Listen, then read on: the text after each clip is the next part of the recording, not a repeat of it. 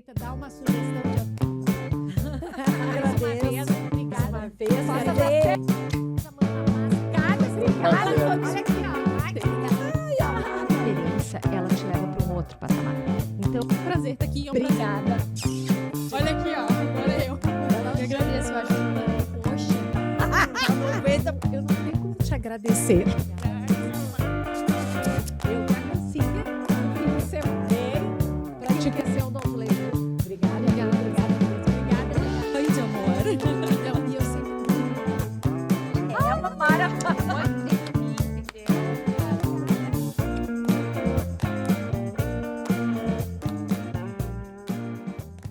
Olá, bem-vindos ao OdontoCast, o nosso podcast sobre o dia a dia no consultório. Quero agradecer a presença de todos, pais, amigos, pacientes, colegas, formandos, estudantes e dizer para vocês que estamos aqui às terças-feiras, às 20 horas. Quero agradecer também as pessoas que curtem, comentam, compartilham, porque é muito importante para a gente dar continuidade a esse nosso trabalho, né? E se você está gostando desse conteúdo e quer que a gente continue produzindo, então vai lá, curte, comenta e compartilha.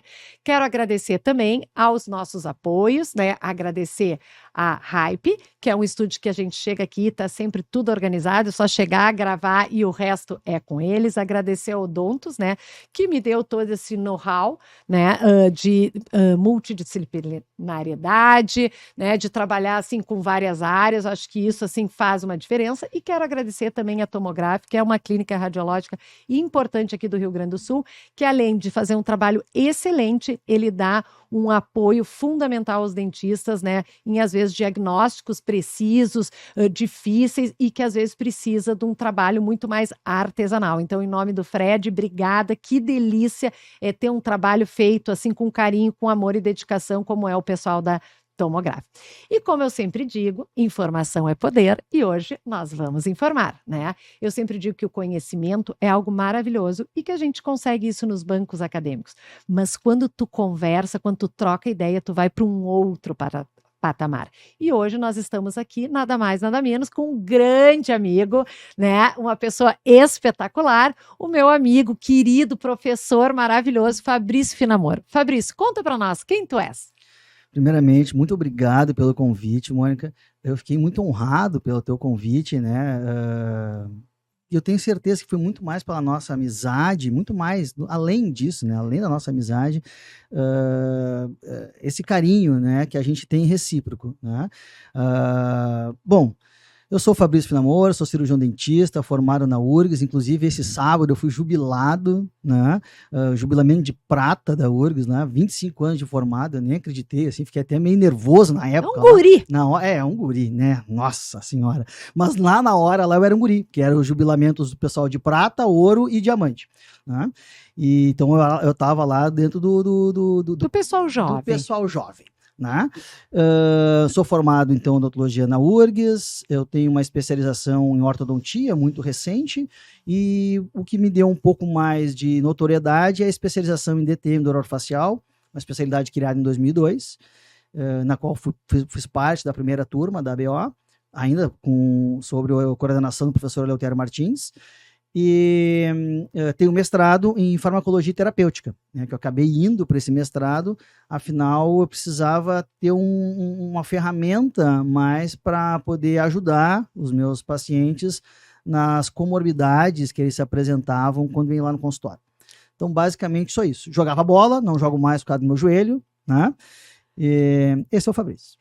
Fabrício, claro que tu tá aqui pela nossa amizade, mas eu vou te dizer que tu é uma referência, né? Eu acho que uma das questões assim mais difíceis, acho que é o calcanhar de Aquiles assim do dentista, é um pouco essa questão assim da dor, sabe? Da disfunção, do bruxismo, porque não é algo assim que todo mundo tem um domínio, né? Eu sinto assim que essa área, a pessoa, quando ela trabalha com isso, ela tem que ir para uma especialização, para um curso mais próprio, para trabalhar muito bem isso, né? Então, assim, eu acho que hoje o bruxismo é uma doença, até nós vamos falar isso, né? Mas eu acho que ela é muito prevalente, depois eu vou até querer saber. Mas eu queria falar um pouquinho, assim, dessa questão do bruxismo, da DTM, mas a primeira coisa que eu queria é que tu falasse, assim, o que é o bruxismo e o que ele pode afetar, no geral, a saúde de um paciente. Beleza. né? Primeiro, o bruxismo ele não é uma doença propriamente dita, né? Ele é mais considerado um hábito do que uma doença propriamente dita. Isso é muito importante a gente definir isso bem, Mônica, porque se ele não é uma doença, e tem que estar muito claro isso, né? Ele não tem cura, né? Então esse é o primeiro ponto, né? Sempre às vezes eu comparo com meus pacientes lá, eu digo, olha, eu sou hipertenso, né? Eu tomo 2 medicações já para hipertensão, né? Já faz, sei lá, 3 anos, 4 anos, né? O cara vai... Um problema de DNA, digamos assim. Eu não tenho esperança nenhuma de chegar lá no meu médico clínico, né, e ele simplesmente dizer assim, ó, Fabrício, você está curado da hipertensão e você não precisa mais tomar medicação. Isso aí não existe, né? Eu já fico feliz quando ele não aumenta a minha dose ou aumenta a quantidade de comprimidos que eu tenho que tomar durante o dia, né? Eu já saio de lá assim, ó, vitória, ano a mais conquistado, né? Então no bruxismo é isso, então ele tem que estar bem ciente que ele não tem cura, né? Então dificilmente uma pessoa vai se curar do bruxismo, até porque ele é cíclico, né? São episódios cíclicos, então às vezes você está fazendo bruxismo, outras vezes você não está fazendo bruxismo. Se a gente for pegar o conceito atual de bruxismo, e é um conceito que vem de um consenso que aconteceu em 2018 e foi publicado em 2019, então um consenso que já tem mais ou menos uns 5 anos, um pouco mais de 5 anos, e alguns já dizem que ele está até um pouco defasado. O bruxismo, ele é uma atividade dos músculos da mastigação, que quando ocorre de noite a gente chama de bruxismo do sono, que é caracterizado por um bruxismo rítmico ou fásico, quando a gente tem aquele bombamento do masseter, né? O masseter fica bombando, sim, ou os músculos elevadores da mandíbula. Eu cito o masseter, mas poderia ser o temporal, né? E outra fase tônica, né? Que tem só aquela contração dos músculos elevadores, né? Que em pacientes e indivíduos saudáveis não é um distúrbio do movimento. E em o bruxismo de vigília, ele é uma atividade dos músculos mastigatórios que ocorre em vigília, ou seja, ocorre durante o dia, que é caracterizado por um apertamento dentário sustentado ou repetitivo e ou uma contração muscular estática ou dinâmica, que em pacientes ou indivíduos que são assintomáticos não é um distúrbio do movimento, em indivíduos saudáveis, né? Então, se a gente for pegar o conceito de bruxismo, Mônica, e aí eu gostaria de ressaltar bem isso, ele é uma atividade dos músculos da mastigação. Então, aquilo que a gente pensava que era um apertamento dentário, um ranger de dentes, um ato de apertar e ranger de dentes, não é mais isso, né? E isso tem que estar muito claro para o cirurgião dentista, porque existe um tipo de bruxismo, ou tipos de bruxismo, principalmente bruxismo de vigília, que a gente não tem contato dentário. Tem bruxismo que tem só contração muscular, e é bruxismo, né? Que são 2 tipos de bruxismo, o thrusting e o bracing, né? Que são movimentos articulares, um movimento que a gente faz com a boca, né? Repetitivos, muitas vezes, que a gente não tem contato dentário. Então, muitas sinais de um bruxismo, um desgaste dentário, uma edentação na língua, então aquela linha alba que se forma na bochecha, aparece na bochecha, muitas vezes não estão presentes e é um paciente bruxômano, né? Impressionante. Então, esse conceito relacionando o bruxismo a dente, ele já é um bruxismo, é um conceito passado, né? O bruxismo é uma atividade dos músculos da mastigação. Tá, então já aquela história desencoste seus dentes já não é tão verídica, que a pessoa quase já pode estar fazendo bruxismo sem encostar os dentes. Com certeza, né? Tem alguns tipos de bruxismo, principalmente de vigília, como eu falei anteriormente, que você não necessariamente precisa do contato dentário. E deixa eu te fazer uma pergunta, assim, eu me lembro, assim, quando eu comecei, assim, começou a se falar muito do bruxismo, sempre se falava, assim, mais do bruxismo noturno, hoje a gente já fala muito do bruxismo em vigília, se falava muito do ranger, né? E uma das maneiras de a gente diagnosticar era o desgaste dentário, né? Era aqueles bordos lisos, assim, parece que a pessoa passou uma lixa. Só que hoje a gente vê, né, até como tu diz, né, que às vezes pode nem encostar os dentes, ou às vezes a pessoa fazer só esse apertar, né? Eu digo, quais sinais hoje, por exemplo, a pessoa pode estar fazendo bruxismo e não ter o desgaste dentário? Quais são os sinais que eu teria que procurar, sabe? Ou teria que me sinalizar que esse paciente está nessa condição? Boa pergunta, né? É claro que os sinais como edentação na língua, essa linha alba, que é essa linha que fica marcada na bochecha, né? São sinais bem categóricos e marcantes de que o paciente está com um bruxismo ativo, né? Ou seja, que naquele momento que você está examinando ele, que é aquele momento que ele está passando ali, ele está realmente realizando esse ato de contratura muscular. Mas nem sempre isso é relacionado a um bruxismo ativo. Isso tem que ficar muito claro. Ele pode ter bruxado no passado, que é o que acontece muitas vezes com as facetas de desgaste. Então, não significa necessariamente que a simples presença de uma faceta de desgaste significa que ele esteja fazendo bruxismo. Ele pode ter feito no passado. Claro. E aquela faceta é uma cicatriz de um bruxismo passado.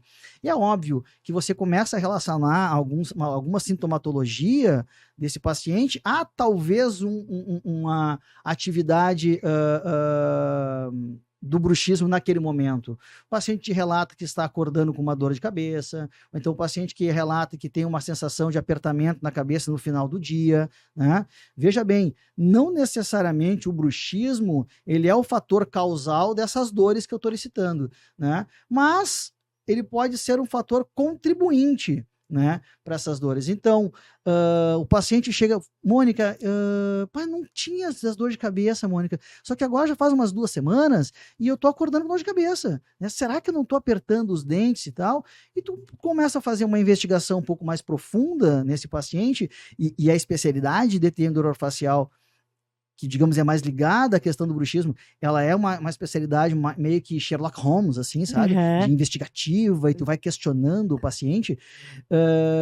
Mas vem cá, fulana, você não está passando por algum momento, assim, de um estresse maior, de uma angústia maior, não está fazendo um vestibular, você não perdeu um ente querido, você, enfim, não trocou de emprego. Tem algum fator cognitivo, a pergunta é comportamental? quais as causas que poderiam estar influenciando ele estar mais ativo. Exato. Né? Tu começa a investigar quais são as causas que pode, porventura, estar associando, tá fazendo com que esse bruxismo esteja presente. Né? E aí sim, você unindo, tem um fator causal cognitivo e comportamental, que a gente chama de eixo 2, né? Uma questão psíquica. Né? Então tem uma questão psíquica. Ela está relatando uma dor que ela não tinha e está tendo agora, de 2 semanas para cá, que coincide com a questão de estar terminando ali a defesa do TCC dela. Sim. Né? Ou seja, nós temos uma questão temporal aí associada. Né? E aí tem facetas de desgaste, tem edentação na língua, tem linha alba, tem muitas vezes que não tem um trabalho robusto na literatura que nos mostre isso, mas presença de retrações e recessão gengival, né? Uma sequência dessas, não uma única, claro, né? Mas um grupo dessas, né? Tu vê presenças de abfração nesse paciente. Então tu vai montando esse quebra-cabeça e aí tu chega à conclusão que aquele momento que ela te procurou assim, sim, ela tá no momento que ela tá fazendo mais agudo. Mais agudo, exatamente. E aí, nesse momento, tu vai ter diferentes ferramentas, né, para poder intervir nesse momento do paciente. É mais ou menos isso. Tá, e a pergunta que eu te faço, assim, do que tu vem falando, né? Bom, eu tô num período agudo, mas eu não sou uma pessoa clássica, isso. Preciso... A maioria, assim, né? Preciso... qual seria o tratamento? Eu preciso de uma placa? Ou eu preciso, vou passar aquela fase, né? E monitorar esse paciente. Para onde que eu teria que ir com esse paciente? Então, Mônica, né? Às vezes é difícil. É difícil, de explicar isso. Mas o mecanismo de ação do bruxismo, ou seja, ele é determinado pelo sistema nervoso central. E não existe nenhuma terapia, nenhuma abordagem, nenhuma medicação específica para o bruxismo que vá agir no sistema nervoso central. Todas as técnicas que nós temos para tentar, digamos assim, gerenciar esse bruxismo, porque hoje o tratamento do bruxismo é isso, é um gerenciamento. Né? Nós vamos gerenciar o teu bruxismo, nós vamos controlar o teu bruxismo. Essa atividade excessiva do músculo. Isso, nós vamos gerenciar isso aí. Vamos ver como é que a gente pode abordar isso daí, gerenciar e tentar manter isso num nível um pouco mais homeostático, assim, que você não tenha uma sintomatologia dolorosa tão importante. E que às vezes até passando esse período que ela está passando, por exemplo, de estresse ou de preocupação, aquilo possa retornar. Exatamente, né? Então, Tá, o que eu deixa eu te fazer uma pergunta, já que tu falou nessa questão do sistema nervoso central, né? Muito se fala em tratamento com Botox, né? Tu já deve ter ouvido falar, Sim. porque a gente sabe, né? E eu sempre digo, isso aqui é local. O problema é sistema nervoso central. Então, ok, eu vou fazer o Botox, eu vou paralisar ele 3, 4 meses, mas quando sair o efeito, a pessoa vai começar de novo. Sim. Então, isso, de certa maneira, é um tratamento específico para aquele momento, né? A gente, é claro isso, né? Que o Botox não trata bruxismo. Então, claríssimo, Aproveitando. né? Claríssimo mesmo. Por quê?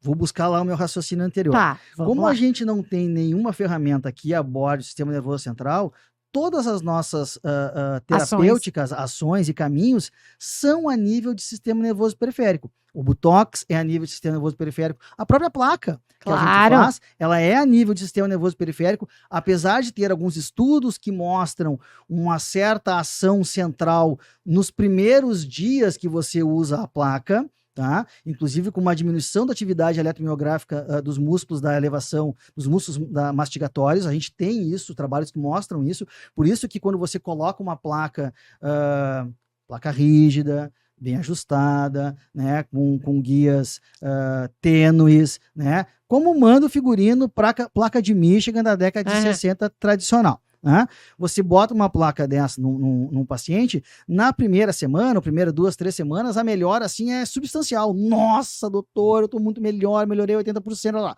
Passa o tempo com a placa, toda aquela atividade eletromiográfica que havia reduzido, ela volta ao normal. Né? Ela volta a parâmetros iniciais. Então, muitas vezes o paciente volta, mas agora mesmo usando a placa, doutor, eu continuo com dor. Né? Então, todas as nossas abordagens para o bruxismo, eles são a nível de sistema nervoso periférico. Sim, é local. Né? É local, é periférico. Né? A toxina botulínica não deixa de ser assim também. Né? Hoje a gente tem um entendimento um pouco diferente, digamos assim, da toxina botulínica, porque antes se crucificava, assim, ó, não é indicado, nunca, jamais. Não. Hoje a gente diz que ela não é e não deve ser, de maneira alguma, a primeira linha de tratamento. Né? Agora, depois que diferentes caminhos, abordagens, técnicas e ferramentas eu utilizei, né? Ela é uma opção. Ela é uma opção. Né? Mas assim, ó, sim, afinal, de certa maneira, última... tu paralisa aquele período que está mais agudo, que a pessoa está passando por um processo difícil. Isso. Então, como última opção, já tentei tudo, né? Inclusive água benta. E aí eu faço não deu certo, toxina botulínica. Falei aqui da água benta brincando. Claro. Né? Mas, pelo amor de Deus, pessoal, vamos dar água benta para os pacientes. Mas só para ficar bem claro que ela é a última opção, mas que ela é uma opção também. Exatamente. Né? Dizer que ela não, jamais, nunca, não é bem assim. Talvez ela seja uma ferramenta interessante para determinado momento. Né? Claro. O que tem que ficar claro de tudo isso, Mônica, é que quem rege o bruxismo é o sistema nervoso central. Né? É o nosso córtex cerebral. Né? Então, toda e qualquer maneira que eu tenha de tentar controlar isso, ela funciona. Né? Inclusive os efeitos placebos. Né? O placebo também funciona para o bruxismo, por que não? Tem trabalhos que mostram isso, de placa só com cobertura no palato, que os pacientes diminuíram a atividade eletromiográfica, né? Ou seja, uma placa que você sabia que não tinha função nenhuma. E houve uma diminuição da atividade eletromiográfica desses pacientes, houve remissão de dor, muitas vezes desses pacientes, por uma simples placa de cobertura oclusal. E aqui vale salientar, quando a gente fala de dor, né, que é diferente de bruxismo, a gente pode abordar isso um pouco mais adiante, Sim. com as disfunções temporomandibulares, dependendo da patologia que está gerando aquela dor naquele paciente, a gente pode colocar a placa num paciente no que a gente chama de ciclo natural da doença, ou seja, naturalmente aquela dor, porque diminuiu, passou o vestibular, por exemplo, Sim. ia passar. Mas como deu a coincidência daquela semana eu colocar uma placa, eu acho que aquela dor passou por causa da placa. Claro. Mas não, ela passou muito mais porque terminou o vestibular daquela pessoa e ela está mais relaxada, mais tranquila, missão cumprida, né? Do que a placa em si. Isso tem que ficar bem claro. Tá, então tu quer me dizer, deixa eu ver se eu entendi, né? Porque eu tô aqui para aprender.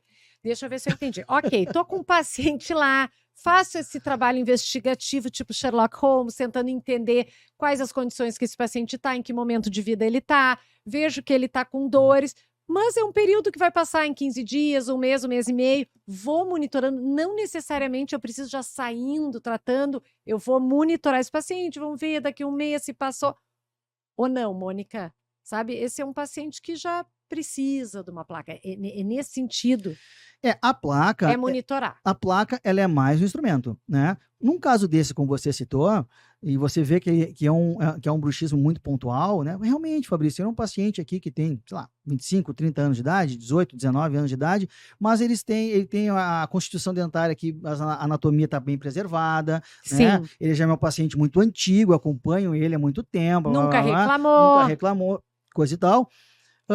Nada impede de você prescrever, talvez, alguns exercícios de fisioterapia para ele, com uma compressa de calor, Sim. alguma medicação mais específica, a nível periférica mesmo, relaxante muscular. Sim, eu trabalho muito com uma fisioterapeuta que ela trabalha toda essa região, assim, bem oral, sabe? Isso. Não que isso vá substituir a tua placa. Claro. O tratamento das Mas dores ele vai me dar orofaciais- tempo de pensar, Com certeza. para poder ver se ele vai precisar da placa. Com certeza. A placa, ela não é uma bala de prata. Ela é uma ferramenta, assim como o fisioterapeuta, assim como a medicação, assim como um tratamento psiquiátrico, cognitivo comportamental, Claro. um TCC, assim como uma instrução, um biofeedback, tu que se comunica tanto com teus pacientes, né?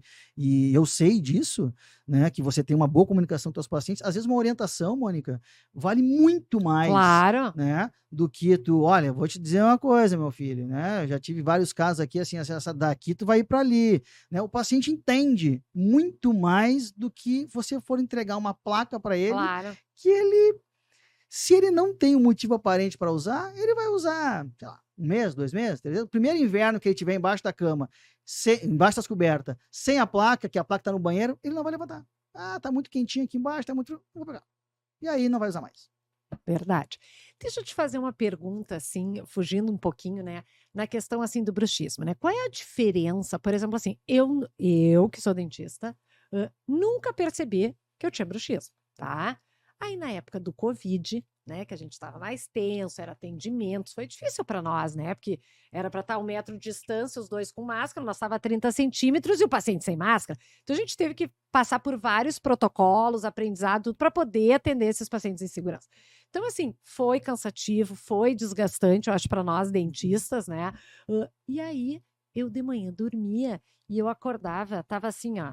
O meu ombro tava colado assim, eu tava assim. Gente, eu tinha que baixar o ombro, eu tinha que descolar. E eu digo, gente, o que é isso que tá me acontecendo, sabe? E eu senti um apertamento. Eu fui só me dar conta ali. Por quê? Porque eu não tinha facetas de desgastes, enfim, né?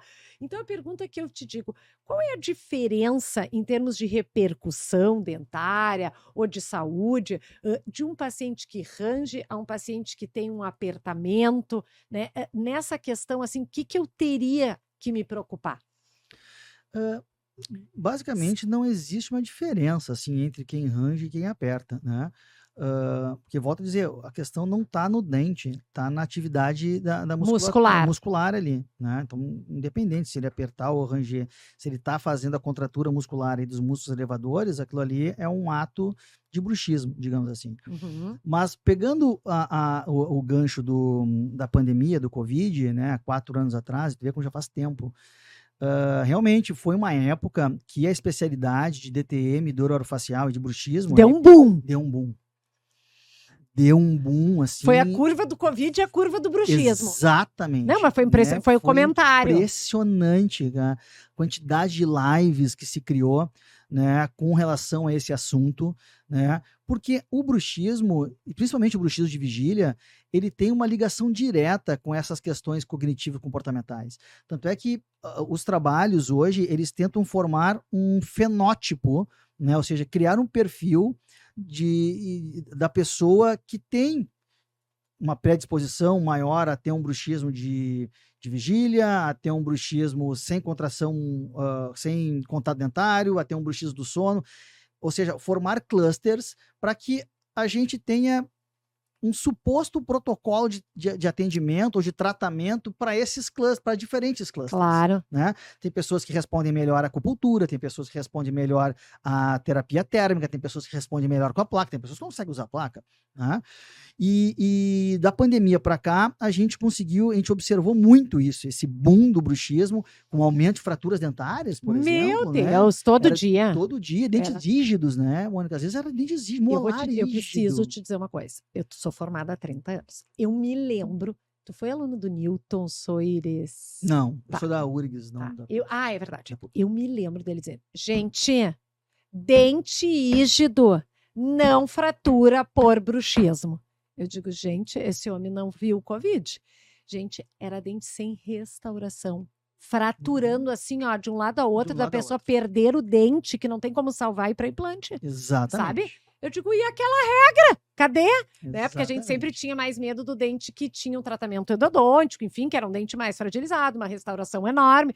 Então, assim, tu não sabe para que lado correr, né? E foi assustador. Foi assustador. E uma condição similar a essa, Mônica, não sei se você reparou no consultório, foi agora no período de enchente. Sabe? No enchente também, agora voltou muito lá no meu consultório, que é um consultório basicamente que eu atendo pacientes de dor, né? Claro. Bruxômalos e pacientes com problemas na articulação, enfim, mas de dor.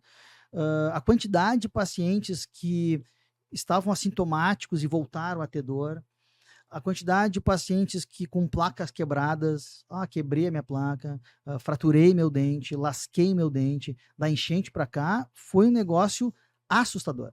Aumentou muito, assim, naqueles meses de junho, julho, agosto ali, foi demais. Não, mas é que foi um período difícil, foi né? muito difícil para digo, nós mesmo aqui as de Porto Alegre, mais ainda. né? Não, e mesmo as pessoas que às vezes assim não tiveram afetados direto na tua casa ou no teu trabalho, não tinha que tu não tivesse um funcionário, um colega, um amigo, sabe?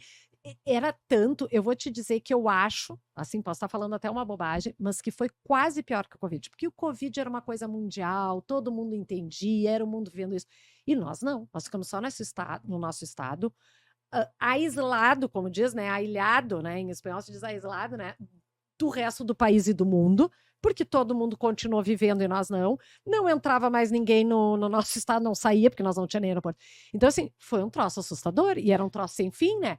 Então, eu acho que aquilo ali trouxe um estresse, não sei se não maior até que a época do Covid. Acredito que sim, porque foi algo que surpreendeu a todos, né, Mônica? Foi Quando muito é que você chocante. ia imaginar que Ruas do Menino Deus ali, lá Getúlio Vargas, ou outras regiões da Cidade Baixa, ia estar embaixo d'água? Não, Foi um negócio assustador, né? E isso gerou um estresse, uma angústia maior.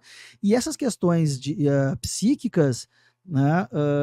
Hoje de manhã eu estava dando uma aula lá para uma turma de odontologia do 8º e 9º semestre da Uniriter, a convite de uma professora lá, a professora Caroline, e a gente abordou isso, né? O quanto que essas questões psíquicas influenciam no limiar da dor, né? Isso diminui muito o limiar de dor, né? As pessoas ficam mais suscetíveis à dor, então elas sentem mais dor, então pacientes que não tinham dor voltam a apresentar dor, pacientes que tinham dor têm esse limiar aumentado, e com o bruxismo a mesma coisa, né? Então, eu ouso dizer que Porto Alegre, uma cidade de 1,5 milhão de habitantes, eu acho que nós tínhamos 1,5 milhão de bruxômalos naquele período. Foi impressionante. Isso eu até ia te perguntar agora, já que tu está falando em quantidade de pessoas afetadas por essa condição, né? Aumentou a prevalência? É alta a prevalência? O que hoje se tem estabelecido, assim, do número de pessoas afetadas, assim? Tu sabe, Mônica, que não é alto, né? Acontece como geralmente o paciente bruxômono, ele procura ajuda no consultório, dá a impressão de que todos estão bruxando. Eu tenho a sensação de que todo mundo mas é baixa.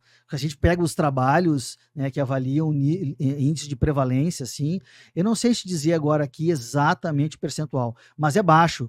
Tem trabalhos que mostram 8%, 10% das pessoas que fazem bruxismo do sono, né? E quando a gente pega em criança, é mais destoante ainda os valores relacionado a crianças que têm bruxismo. é mais distoante ainda. Tem trabalhos que falam em 20%, 30%, tem trabalhos que falam em 60%, são trabalhos difíceis de fazer. Claro. Né? Mas um dos principais trabalhos que falam de prevalência do bruxismo é um trabalho do Dr. Milton Maluli, deve ter uns 10, 12 anos de trabalho, é um trabalho um pouco mais antigo, né? Que ele dá um índice baixo. Eu acho que ele fala em 5%. É que ele não tinha passado nem pelo Covid nem pela enchente. Ah, Vamos fazer o trabalho de novo. Vamos fazer esse trabalho de novo. Não tinha passado. Tá, mas eu né? não Mas a entendi. prevalência Deixa é eu te fazer uma pergunta. A prevalência é baixa. Mas em termos assim comparativos entre adultos e crianças, né? Mônica, a prevalência é baixa nos dois, adultos fazem mais, crianças menos. Depende do tipo de bruxismo, né? Então, quando a gente fala assim de um bruxismo de vigília, por exemplo, que é um bruxismo ligado mais a essa questão cognitivo comportamental, é um bruxismo característico de adulto jovem. Né? E você atende esse público, né? 18, 19, 20 anos, exato. entrando na faculdade, ou então saindo da faculdade, entrando no mercado de trabalho, 25 anos, ou seja, gera todo um sentimento de angústia, Não, né? e puberdade, mudança puberdade, corporal e... né? Então, é mais característico do bruxismo, o bruxismo de vigília nesse perfil de paciente, né? Já o bruxismo do sono é diferente, né? Muitas vezes o bruxismo do sono, ele tem uma ligação com alguns distúrbios do sono, como a insônia, ou então até alguns distúrbios respiratórios, né? Que é comum, às vezes, nas crianças. Tanto é que os pais, meu filho tem 5 anos de idade, não atendo criança, né? Mas atendo o pai da criança, Fabrício, eu tenho um bruxismo severo, mas meu filho eu já peguei, né? Aquelas coisas que devem acontecer contigo ao contrário. Né? E aí eu digo, olha, já procurou um otorrino antes de botar uma placa nesse teu filho de 5 anos de idade? Porque ele deve ter algum problema respiratório que faça com que ele arranja mais os dentes. Geralmente é bingo, né? Tem um desvio de septo, tem uma carne esponjosa, tem um problema de amígdala que dificulta um pouco mais o processo respiratório dele e acaba desencadeando o bruxismo. Né? Então, basicamente é isso. Bruxismo de vigília mais adulto, jovem, adolescente, bruxismo do sono ali mais criança. Deixa eu te fazer uma perguntinha, assim, outras, né? Sobre a questão, assim, de alimentação, hidratação, ela tem alguma influência na questão do bruxismo, na questão da DTM, sabe, a mastigação, essa questão mais alimentar? Do alimento em si? É, a questão, assim, por exemplo, a criança a gente trabalha muito, assim, na consistência, né? Que tem que mastigar, exercitar, enfim, toda essa questão, né? Mas eu digo assim, a pessoa que é mais desidratada, a pessoa que não come tão bem, tem alguma influência diretamente? Tu sabe que não tem nenhum trabalho robusto na literatura que mostre isso, né? Tanto com relação ao bruxismo quanto com relação à dor. Né? Existem alguns trabalhos que mostram da questão inflamatória, que tem alguns alimentos ligados a carboidrato, e eu acho que é glúten também, né? Mas não tem nenhum trabalho na literatura categórico a esse respeito, tá? Nem relacionado ao bruxismo, nem relacionado à dor. Tá, deixa eu te fazer outra pergunta. Eu trabalho muito com promoção de saúde, né? Tu sabe, assim, que para mim é importante eu sempre, de alguma maneira, chegar antes de acontecer, né? Existe alguma maneira da gente prevenir? Porque, por exemplo, assim, a questão do bruxismo noturno é algo meio involuntário, a pessoa está dormindo, né? É mais difícil. Mas eu digo assim, até o de vigília, existe alguma maneira de eu prevenir que se instale um bruxismo? Por exemplo, muita gente falava, isso é bem antigo, né? Não sei se é verídico, não. Tipo assim, não fica dando muito chiclete, porque a pessoa está desenvolvendo uma parafunção e depois ela desenvolve um bruxismo. Né? Tinha muito disso, se falava assim, tipo essas coisas meio místicas, assim, chazinho de vó, né?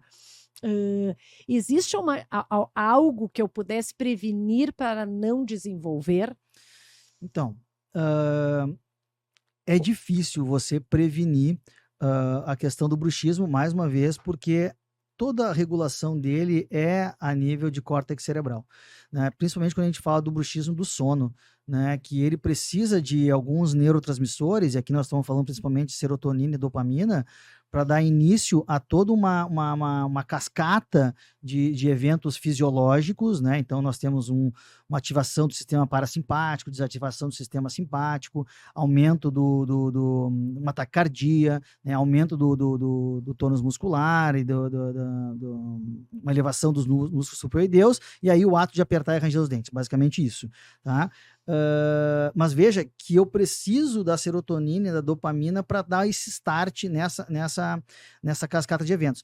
Ou seja, isso é central. Eu não consigo regular isso, ou ainda hoje, né? Eu não tenho mecanismos para regular isso.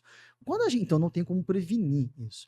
Agora, quando a gente fala de bruxismo de vigília, ele é um bruxismo mais ligado a questões comportamentais, né, a questões psíquicas. Então, a gente sabe que hoje o bruxismo ele tem uma ligação direta com depressão, né? Então, você, talvez respondendo a tua pergunta, você talvez tratar as questões psíquicas desse paciente, né? E aí, vamos lá, o modo talvez de lidar com as coisas, de saber se portar, e talvez por isso, e aqui é da minha cabeça, por favor, né, a fonte, né? Qual é a fonte que tirou isso, Alice? Minha cabeça. A fonte, né? A minha cabeça. Mas nós estamos num bate-papo, nós estamos também um pouco de experiência. Talvez por isso, a prevalência do bruxismo no idoso, ela é menor.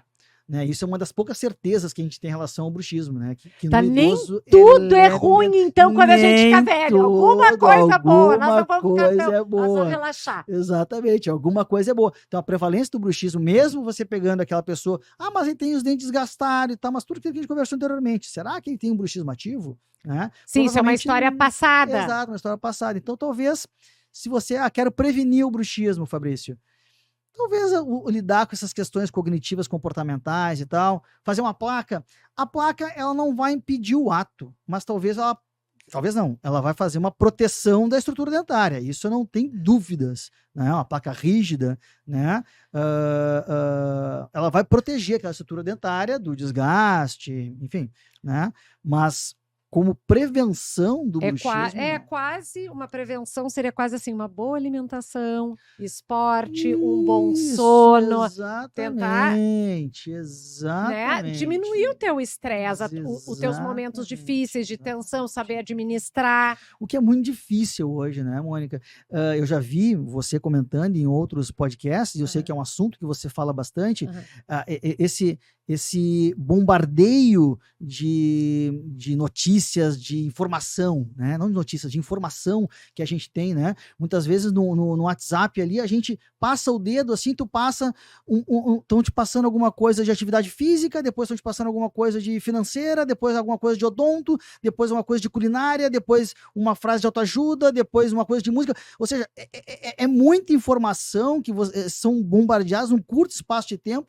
Você acaba ficando com um conhecimento medíocre, né, sobre diversas coisas, não te aprofunda em alguma coisa específica. É verdade. E eu acho que isso gera um cansaço e uma fadiga, que está todo mundo assim hoje, né?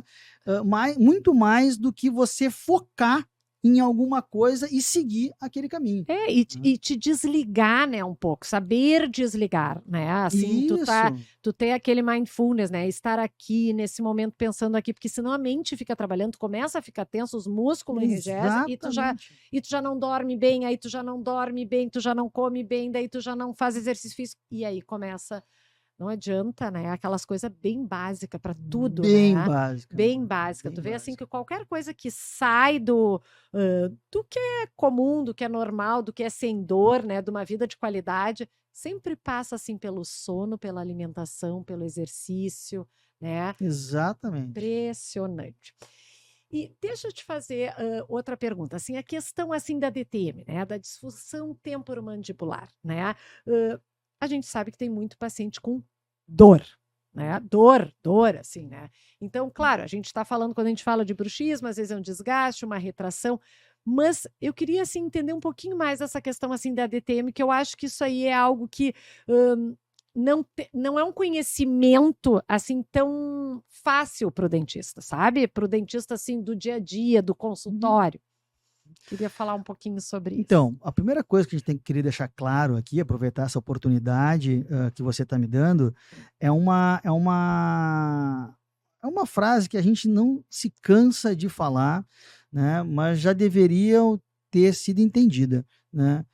Bruxismo não é DTM, né? Então, são coisas diferentes, né? E elas nem se completam, são coisas completamente diferentes, né? O bruxismo é um hábito, digamos assim, e a DTM é uma patologia, né? Ou então um grupo de patologias, né?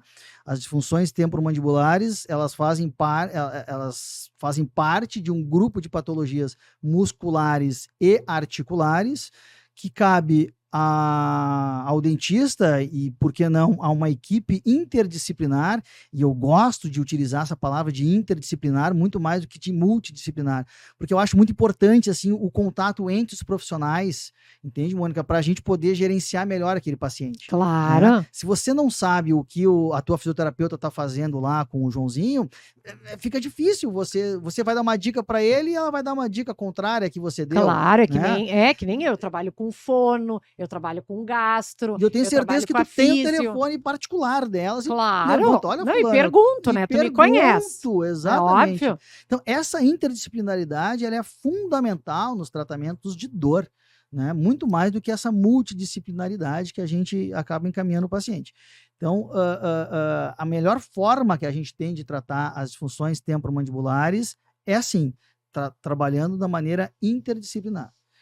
E existe uma série de razões que a gente pode elencar aqui para um paciente vir a desenvolver uma disfunção temporomandibular.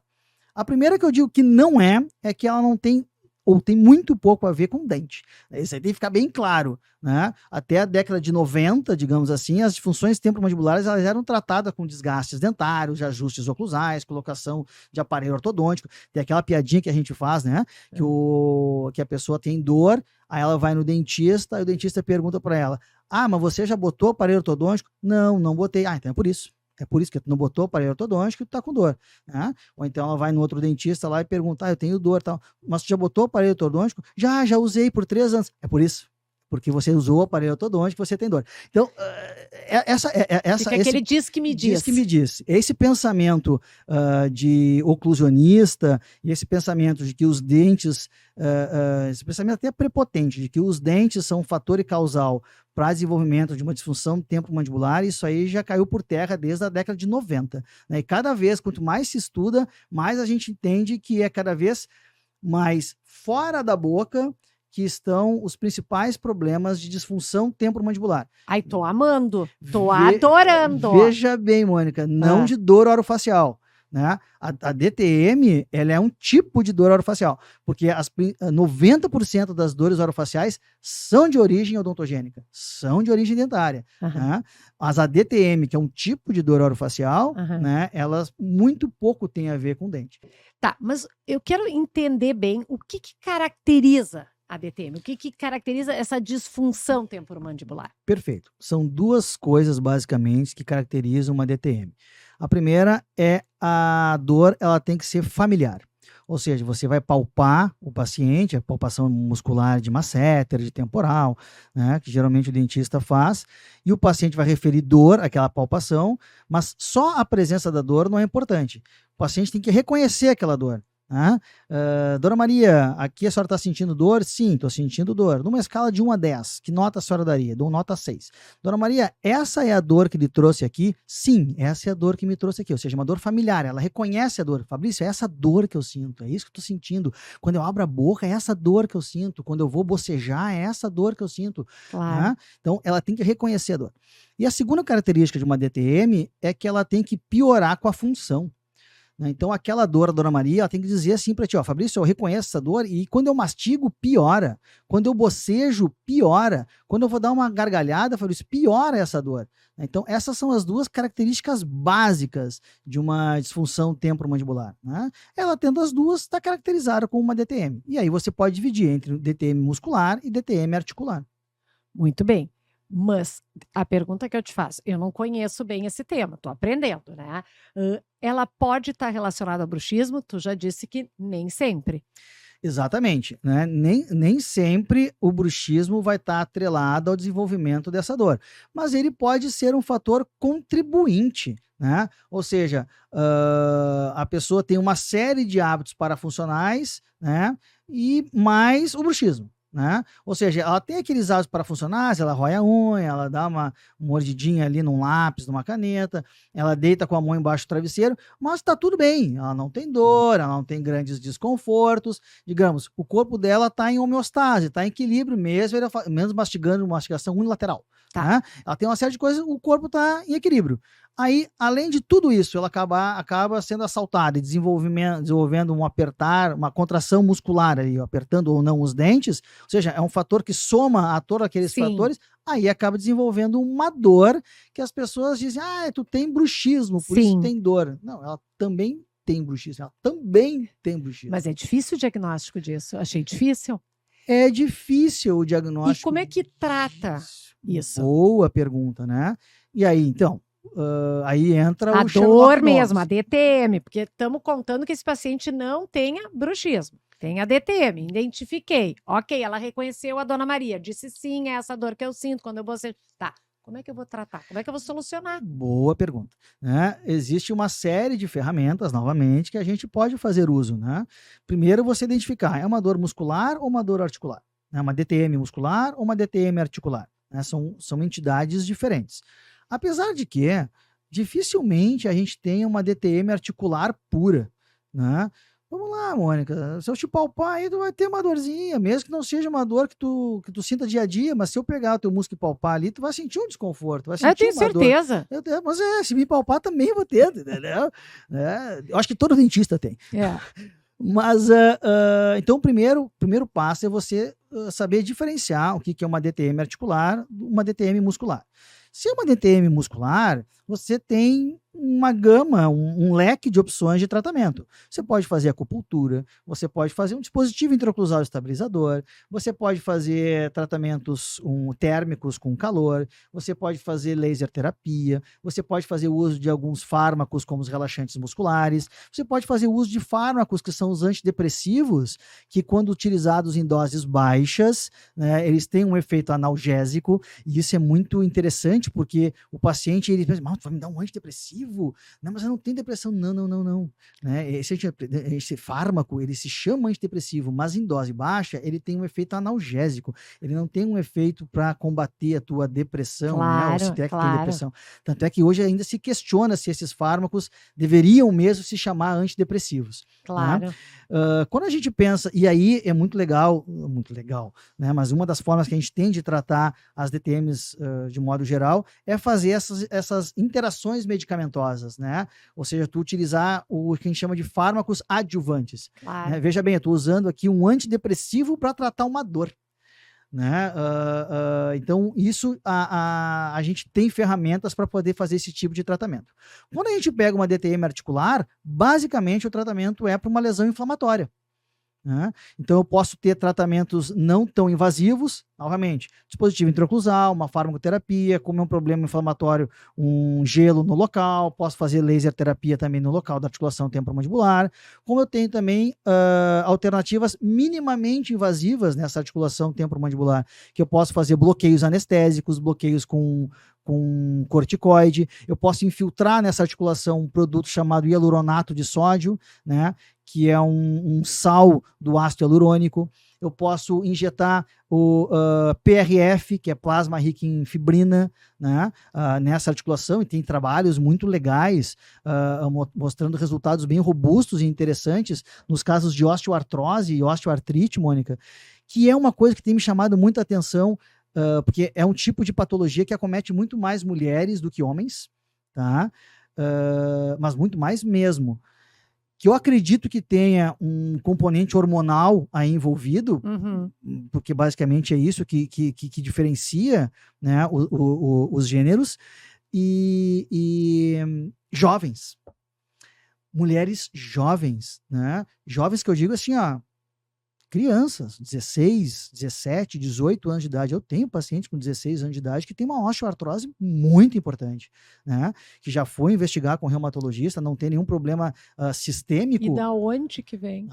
Boa pergunta, né? Da onde que vem isso? É muito difícil. E a gente identificar um fator causal só, isso não existe, né? E aí, muitas vezes, são pacientes pós-tratamento ortodôntico, por exemplo, né? que tá com a mandíbula retraída lá atrás, porque a mandíbula gira de novo, né? Abre mordida. Então a gente sabe que uma mordida aberta ela ele pode ser um sinal de uma uma consequência de uma osteoartrose, de um processo degenerativo na articulação temporomandibular, né? É algo bem importante, assim, bem impactante, sabe? Você pegar um paciente tão jovem assim com um problema tão importante. É. Então, dependendo da DTM, existem diferentes maneiras de se tratar. Só para concluir, o que a gente trabalha muito são com degraus de tratamento, né? Então a gente sempre começa por tratamento mais conservador e vai fazendo os tratamentos mais intervencionistas, mais invasivos, né? Até chegar em tratamentos um pouco mais invasivos, que é uma prótese, que é uma discopexia, que é uma eminectomia. E é muito legal o que aconteceu mais ou menos uns 20 dias atrás, que foi divulgado um guideline, né, um informativo da Associação Americana de Cirurgiões Dentistas. Olha só, Associação Americana de Cirurgiões Dentistas, ela, a associação, indicando os tratamentos de DTM articular mais conservadores possíveis. A intervenção numa articulação temporomandibular, ela só pode ser feita de uma maneira cirúrgica quando os tratamentos conservadores não surtirem efeito. Claro, quando tu tentou de tudo. Tentou de tudo e não deu certo. Então a gente tem que respeitar esse degrau terapêutico, sabe? Claro. A gente bate muito nessa tecla. Né, que às vezes a pessoa quer a cura rápida, mas é que tu tem que ir testando. Curou com o número 1? Não, vamos pro 2, vamos pro 3. Ah, por que não me deu o 3 direto? Porque tu tem que ir tentando. Exatamente. Claro. Quanto mais conservador for a minha terapêutica, melhor para você. Claro. Porque eu costumo dizer, Mônica, que as osteoartrite de DTM articular, assim como o bruxismo, né, é que nem você ir num médico cardiologista, né? Eu sou hipertenso, eu tomo 2 medicações, eu não tenho expectativa nenhuma de que esse cara vai curar minha hipertensão. Claro. Né? Já me dou satisfeito se o cara não aumentou a minha medicação. Para DTM é a mesma coisa.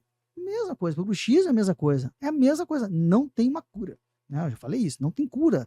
E a osteoartrose, as osteoartrite de ATM também não tem uma cura. Né? Tem um gerenciamento, e se a gente conseguir manter aquele paciente sem dor, sem limitação de movimento e sem deficiência mastigatória, tá ótimo. Toca a tua vida, um abraço, tudo de bom. Mas como a gente trabalha com isso, né, Fabrício, uma das coisas assim que eu acho difícil, assim, né, que as pessoas querem a cura rápido, ela quer a solução. Aí ela tem essa dor, tu vai, trata, não sei o que, ela melhora, legal, papapá. Daí depois de 6 meses, 1 ano, tem um outro período, tem de novo, daí a pessoa, eu tô sempre com isso, ninguém cura. Porque tem doenças que não tem cura, mas a gente vai monitorando elas, vai estabilizando, vai deixando elas controladas. E é isso que eu sinto, assim, que as pessoas querem a cura, às vezes. E às vezes são condições que não tem, né? Exatamente. É complicado isso. É muito difícil, né? Você fazer o monitoramento disso, né? Mas a gente tem alternativas para manter esses pacientes estáveis, né? E a gente conta muito com qualquer tratamento que a gente propõe, Mônica, é com a aderência do paciente ao tratamento. Né? E isso vai muito de uma relação de confiança. Né? O paciente ele tem que confiar. Não, eu vou confiar no que a Mônica está me dizendo. Né? Ela está me dizendo que tomar esse colágeno hidrolisado aqui, associado com um dispositivo interoclusal, eu vou ter uma melhora interessante, ou um gerenciamento interessante da minha dor. Cara, eu vou confiar na Mônica. Né? Vamos ver, vamos fazer um monitoramento disso daqui através de imagens, né, com exame de ressonância magnética e através da tua sintomatologia clínica. Sim, mas né? o que eu entendo é que um paciente com DTM, um paciente com bruxismo, é um paciente que casa com o dentista, porque é algo que tu vai ter aquilo eternamente, mas ok, tô controlando, a gente segue a vida. E o que eu percebo é que, perfeito isso que você falou, e o que eu percebo é que quando o paciente ele toma consciência disso, o tratamento fica muito mais fácil, né? Porque ele sabe o que ele tem. Agora eu vou te fazer uma pergunta. E ele sabe qual é a melhor maneira de monitorar e gerenciar isso. Tá, agora eu vou te fazer uma pergunta. Como é que ele toma Eu tenho essa medo consciência? Pode ter medo. Como é que ele toma essa consciência, o paciente? Boa pergunta. Mas eu te dou a resposta. Quando a gente explica, quando a gente sim. conversa, quando a gente ensina o paciente. Porque eu sempre falo assim, tu informa o paciente. Tá, ok. Mas tu tem que te comunicar. E a comunicação não é só tu informar, é fazer com que ele entenda, sabe? É tu ter o feedback, ele entendeu. Sabe, eu vejo muitas vezes assim, mas eu falo pro meu Perfeito, Mônica, paciente, ele não perfeito. faz. Ele não entendeu. Ah, mas eu Exatamente. falei. Mas ele não entendeu, né? Exato. E por isso que eu digo, às vezes, assim, eu gosto tanto de conversar, né? Porque a conversa, ela vai te dando sinais que a pessoa entendeu. Sabe quando a pessoa tá te olhando e faz assim, ó, e tu vê que não pegou nada? Tu sabe que aquilo não vai Exatamente. funcionar, entendeu? Então, eu Exatamente. digo, uma doença ou uma condição, ou que seja, mas que ela é crônica, ela não tem cura, tu tem que conversar muito para a pessoa entender, olha que tu vai viver bem, mas a gente pode, assim, não ter esses períodos tão críticos de tanta dor e a gente vai trabalhar juntos, né? Mas tu tem que entender que isso aqui eu não vou conseguir curar, mas eu vou te ajudar muito, né? Então, a gente tem que ensinar para a pessoa, quase assim, ela ser quase um dentista junto contigo, ela entender essa condição dela, né? E Então, como é importante a conversa, né? muito, né? E eu digo isso, bem isso que você falou, eu digo para os pacientes, né? Eu digo, olha, fulana, ouso te dizer que tu entende desse teu problema articular muito mais do que a imensa maioria dos dentistas. Claro, claro. Dificilmente tu vai ir num dentista que não é especialista em DTM e Aham. tal, e ele vai te convencer de um outro tratamento que você já tenha noção de que não vai funcionar para ti. É que os pacientes não vão se enganar aqui, eles vão pesquisar, ainda mais quando é uma condição assim crônica, Que né, incomoda. que incomoda, degenerativa, evolutiva, eles vão atrás, eles vão pesquisar, eles vão se informar, e quando o paciente ele está, como você falou, bem informado, é muito legal isso, mano, que a gente vê no consultório, ele consegue discernir direitinho o que é uma conduta correta, o que é uma fake news, Aham. né? O que ele pode fazer, como que ele pode abordar aquilo. E ele Então, adere melhor à tua muito proposta de tratamento, mais, para ti fica mais fácil. muito mais fácil, muito mais fácil. E tudo melhora, né? A frequência da dor diminui, a intensidade da dor diminui, porque ele sabe o limite dele. Ó, até aqui eu posso ir. Né? Eu não posso dar aula, articular e sair da minha aula que eu falei durante 2, 3 horas e ir comer um churrasco. Eu não posso, a minha articulação não permite isso. Né? Eu posso sair dali e vou tomar um shake, vou comer uma massa, uma alimentação mais fácil de mastigar. Né? Parece coisa de velhinho. Parece coisa de velhinho, mas ele vai se adaptando. Claro! E aí ele aceita e tá legal. E tá tudo bem. E tá tudo bem, entendeu? É isso. Ele sabe que o Trident ele vai ter que cortar, entendeu? Que ele não vai conseguir mastigar 4, 5 num dia só, é um só. Socorro. E ele vai se adaptando e ele entende aquilo.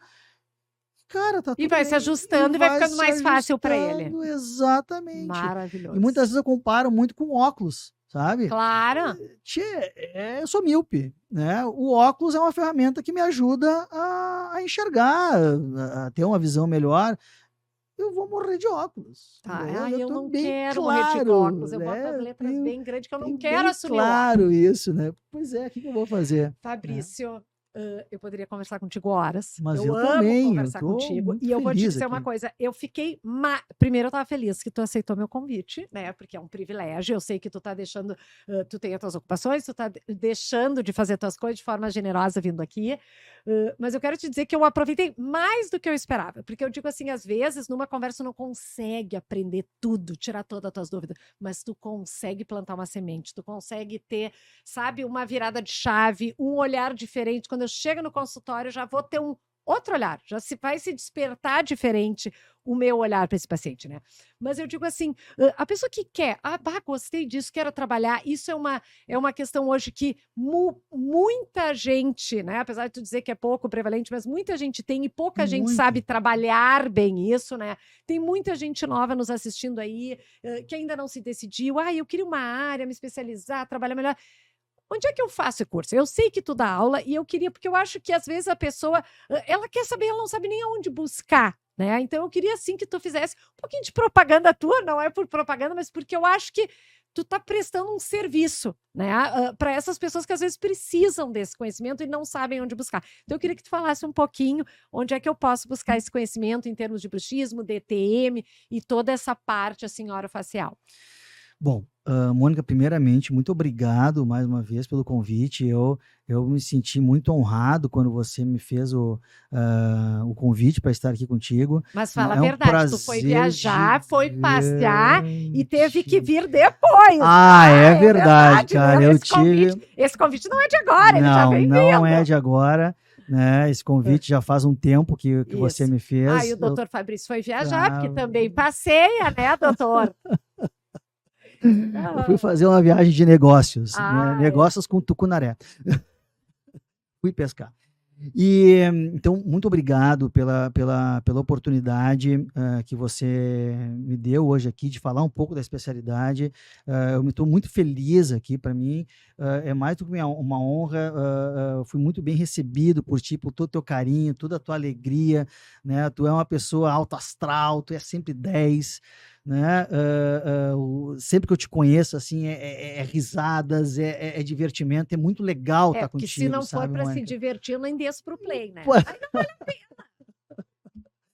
Então, primeiramente, muito obrigado mesmo pela oportunidade, né? A gente busca essas oportunidades para poder divulgar a especialidade. Exato. É uma especialidade nova, foi criada em 2002, né? E não, para você ver, tem 1.600 especialistas no Brasil, né? Frente à quantidade de dentistas que a gente tem, é muito nada. pouco, é quase nada, né? Eu costumo dizer assim, tu vai fazer um congresso só para especialistas de DTM do orofacial, não enche uma Kombi, né? Porque 1.600, isso aí não é quase ninguém, né? De especialista com o título, né? Apesar da área ser tão abrangente, né? E é uma área que você consegue ministrar ela em qualquer especialidade odontológica, ela se conecta com todas. É verdade. Né? É um negócio assim impressionante, né? Então, muito obrigado pela oportunidade.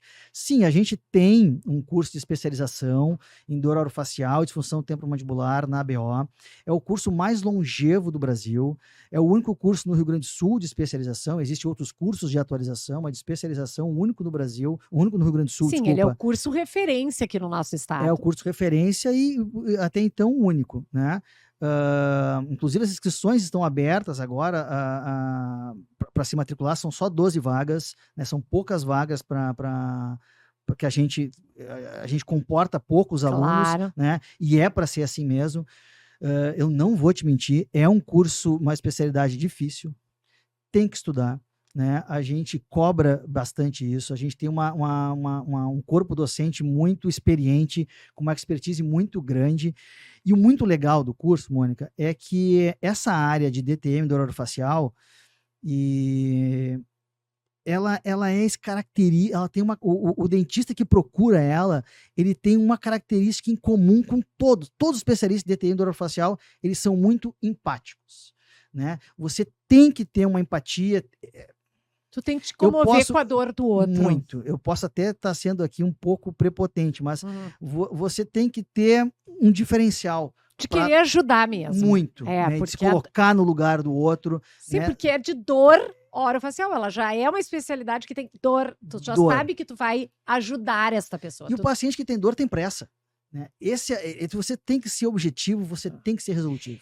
Mas é uma especialidade difícil, exigente, mas é uma especialidade hoje que tem um baita campo e pouca gente faz. Muito! Então, para muita gente, fica a dica aí, né? Às vezes as pessoas estão tudo indo para o mesmo caminho, tu ir num outro caminho, é uma baita escolha, é um diferencial rápido até, né? Porque tu já tá numa outra questão que os outros não estão indo, né? Então, acho maravilhoso. Eu, Mônica, hoje, se estivesse começando, eu trabalharia com essa questão de dor.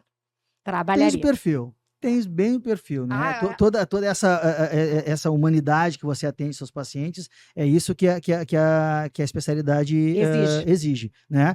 E a nossa especialidade, como eu estava dizendo, ela tem um quê diferencial que a gente convida muita gente de fora, né? Então, ouso dizer que os principais nomes de DTM, dor orofacial no Brasil, eles ministram aula no nosso curso de especialização, seja presencial, a gente traz muita gente de fora. E está com inscrições abertas agora. Estão com as inscrições abertas, começa em janeiro. Né?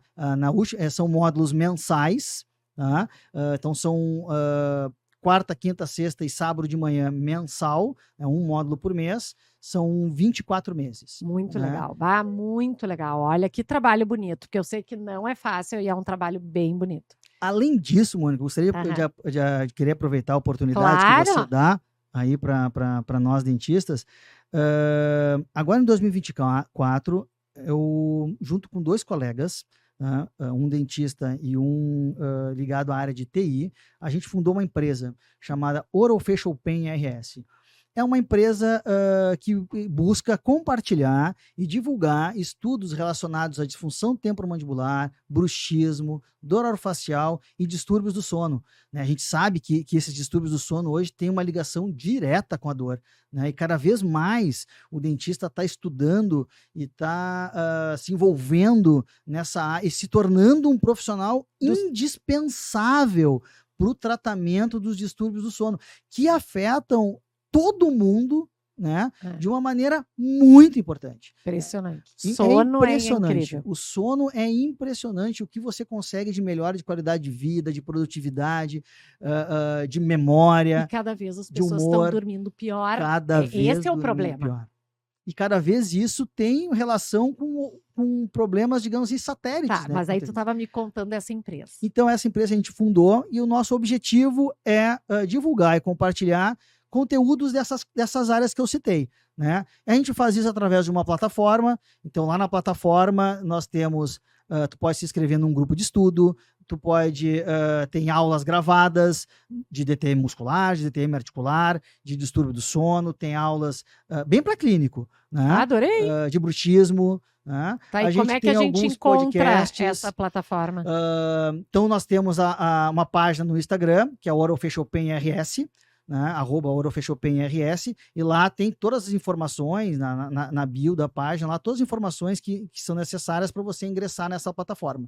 E agora, eu já quero entrar. Em 2025, nós vamos fazer aulas ao vivo. Então, a ideia é a gente programar 3 aulas ao longo do ano, ao vivo, além de um primeiro congresso, um encontro, que a gente vai fazer o Orofacial Pain Day, né? E o outro evento que a gente faz é os Gigantes do Ringue, né? É um evento onde existe onde é uma entrevista, né? Não é gravada, é uma entrevista presencial, onde a gente tem 2 profissionais sobre temas antagônicos. Ai, né? socorro! Então a gente cria um ringue e são gigantes, né? São 2 profissionais gabaritados, Claro. defendendo os seus pontos de vista da maneira mais científica, da maneira mais coerente. Então é um evento Meu muito Deus, vai ser briga legal, de faca. né? Não, esconde-se as facas. Os bisturi. Os bisturis. Então, esses braços da Orofacial Pain são as maneiras que a gente tem de divulgar a especialidade. É algo extremamente recente que a gente espera que um dia prospere aí e tenha tenho certeza que é maravilhoso. Atinja um público maior. Então, pessoal, segue lá, sabe? Acho que é uma oportunidade a gente ter um conhecimento que está sendo colocado aí para todo mundo. E quem curtir, né, a BO, uma equipe maravilhosa, é o único curso no Rio Grande do Sul, realmente é um curso que já está há muito tempo aí, é bem reconhecido, maravilhoso, né? Fabrício, antes de tu ir embora, eu queria que se tu tivesse que dizer assim, tu tem 25 anos de formado, fez o jubileu de prata, né? Se tu tivesse hoje que dar uma dica para o Fabrício de 25 anos atrás, o que estava começando, né? O que tu diria, assim, que fez diferença na tua vida, assim? Tipo, ai, Mônica, isso aqui foi uma coisa que eu teria feito de novo ou não teria feito. Uma dica para o pessoal que é jovem, que está nos assistindo, que às vezes quer ouvir um pouquinho da experiência tua, né? Qual é a dica que tu daria, assim, para esse profissional ser um profissional de excelência? Tu sabe, Mônica, que quando eu comecei assim na odontologia, não tinha todo esse material que a gente tem acesso hoje, toda essa disponibilidade. Então, eu sempre me cobrei muito, assim, com medo de errar, sabe? Eu acho que por isso que eu fui para essa área de DTM, dor orofacial, caiu assim com uma luva para mim, assim, que eu sempre tive muito medo assim de fazer um mal assim para uma pessoa, sabe? De fazer um tratamento iatrogênico, Sim. um negócio assim extremamente perdeu o dente, perdeu, não sei o quê, por causa perfurou, Deus que me perdoe. sabe? Mas com o passar do tempo, a gente acaba entendendo que a gente de vez em quando tem que dar uns peitaços, sabe? De vez em quando a gente tem que dar umas arriscadas, claro, nunca passando por cima de ninguém, nunca querendo o mal de ninguém, né? Às vezes acontece, acidentes acontecem muitas vezes, mas a dica que eu tenho para dar para quem está começando agora é arriscar. Arrisca um pouco sabe? mais. Arrisca um pouco mais, vai sem medo, né? Tu tá Claro, na com curva muito- de tá na aprendizado. curva de aprendizado, né? Claro, com muita responsabilidade, com muita ética, com muita moral, com Aham. muito respeito ao Claro. paciente, né? Afinal de contas, aquilo ali não é um dente, é uma pessoa que tem ali, que tem Claro, família, que tem claro. esposa, que tem filho, que tem pais, né? Com muito respeito àquele paciente, que eu sempre digo para os alunos, e hoje de manhã na aula eu falei, né? Tia, não é fácil no dentista. Tu ficar naquela posição ali totalmente desprotegido ali, né? Praticamente no colo A É. gente trata aquilo ali porque o nosso dia a dia é muito fácil. É, só que a mas pessoa não- tá ao nosso dispor. ao nosso dispor ali. Então não é fácil para ele estar ali, né? Mas ao mesmo tempo, muitas vezes a gente fica um pouco receoso assim de dar uma arriscada, né? Às vezes a gente leva um pouco de tempo para ter essa noção técnica, né? Até onde eu posso ir, até onde eu Claro, tenho, então, claro. mas eu acho que não que Arrisca eu não um pouco tenha, mais. né? Não que eu não tenha arriscado, né? Mas talvez arriscar um pouco mais, assim. Muitas vezes a gente se arrepende das coisas que a gente não faz, né? Essa eu acho que Que é uma seria verdade, uma- né? uma Melhor dica se que eu arrepender daria. do que a gente fez do que não fez. Do que a gente não Fabrício, fez. sem palavras para te agradecer. Quero te dizer assim que tive muitos insights aqui, muitas viradas de chave. Sempre é maravilhoso conversar contigo. Acho que sempre que tu troca uma ideia, tu sai um pouquinho melhor, né? E eu acho que a gente é uma construção, né? E construção é um tijolo acima de um tijolo e a gente vai chegando. Então, quero te agradecer por tu colocar mais um tijolinho, né? E eu saí daqui um pouco melhor. Eu acho que quem vai assistir, né? Quem está assistindo também teve, sabe? Porque realmente acho que tu falou bastante coisas que às vezes a gente não está tão preparado para ouvir, né? E não está nem com esse conhecimento. E às vezes a odontologia tem muitas áreas, a gente não consegue estar em tudo. Então, às vezes, vem uma pessoa que horas de estudo para te resumir aqui rapidinho, sabe? E já te dá aquela visão, é maravilhoso. Eu não tenho como te agradecer. Muito obrigada por estar aqui comigo. Mônica, eu que agradeço, tia, mais uma vez, né? O convite, ao carinho que você recebe a gente, sempre, né? Seja aqui, seja lá no teu consultório. Essa generosidade, essa oportunidade que você dá para a gente poder divulgar que A odontologia séria. Isso, a odontologia, né? Séria, né?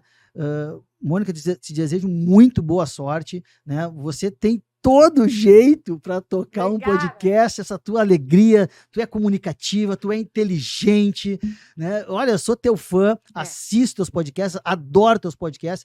Isso aqui é uma baita de uma oportunidade para a gente poder estar divulgando, que você está compartilhando com nós, né? Muito obrigado. É de todos para todos. Muito obrigado, Mônica. Eita, dá uma sugestão de Agradeço. Obrigada. uma vez. Olha aqui, ó. A experiência, ela te leva para um outro patamar. Então, É um prazer estar aqui. É um prazer. obrigada. Olha aqui, ó. Agora eu. Eu agradeço. Eu acho que poxa. Eu não tenho como te agradecer. Eu já consigo ser bem pra te conhecer o Dom Leite. Obrigada. Oi, de amor. E eu sempre. É uma maravilha.